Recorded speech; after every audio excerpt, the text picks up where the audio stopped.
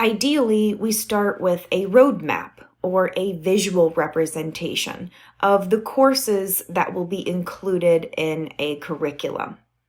Technically, a curriculum is an organized set of training courses or programs that collectively are designed to meet complex training objectives and learning outcomes. Curricula often provide options so learners can choose courses that meet their needs.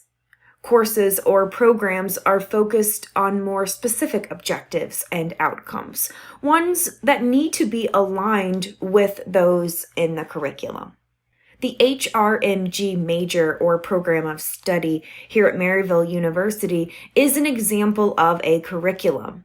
Many of you have likely reviewed the roadmap provided by your advisor or the university's website, a document that shows the different paths and sequences of coursework you can take to complete the program and earn your degree. This course is an obvious example of a program, and yes, the objectives and outcomes listed in the syllabus are based on the HRMG's program objectives and outcomes. And the weekly outcomes for each module are based on the course outcomes. Everything is aligned to ensure that you have the best and most valuable learning experience, but also that the university gets what it expects.